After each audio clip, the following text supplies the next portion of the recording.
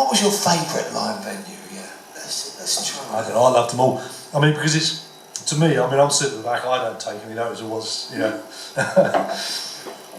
It's just the scenery changes. You still do the same job. Yeah. If you do, see what I'm saying? So that I just loved it all. I loved them all. I mean, I think I think like Paul. I think there's a sort of fondness for the smaller gigs from the earlier days, where you've got the audience right in your face, and you know that. I mean, because it's.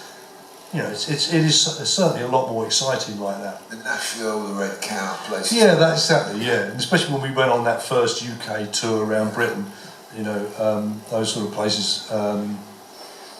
But, yeah, I think, I don't know, I mean, the odd thing about it was the further north we went, the more enthusiastic the audiences seemed to get. I think, Liverpool and Newcastle and Glasgow and what have you. I mean, they were the most lively of sort of... But lively is one way of putting it. I was a 15-year-old with my all-nighter bag catching a National Express coach to Liverpool. I got off and the bloke went, "Hey mate, have you got the time please?" And I said, "Yeah, it's cockney bastard." Punched me in the face and ran off with my bag. A bit more lively. Anyway, I'm sorry, but yes. Well, it was about us, really. Do you know what I mean? We had bouncers. Yes. Did anyone meet at the Jam bouncers? Yeah. Kenny Will. On stage, perhaps? Yeah. I bet he'd be throwing you out, the big guy. Yeah. Interesting. So, we were talking about live. You played, three-piece. We want the Jam. That's fucking Hammersmith, all those places where you started to do the bigger venues. You could wait. People could be shouting for a quarter of an hour before you came back out, and everyone was shouting.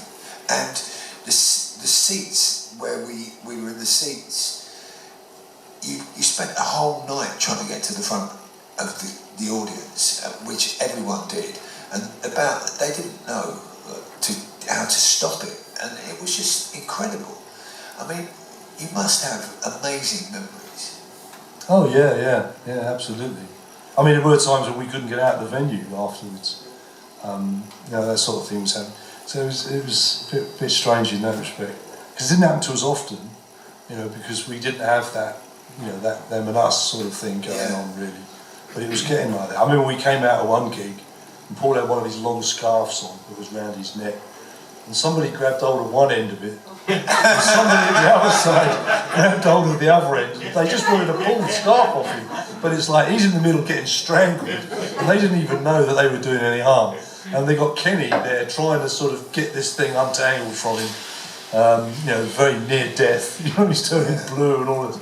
So it got a bit scary on occasions, but they're great memories about all that really.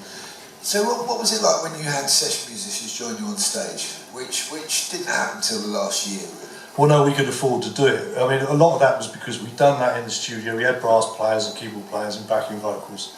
So we were in a position, obviously the more successful we became, that we could actually afford to take these guys on the road with us, because they all need housing and feeding and transporting as well.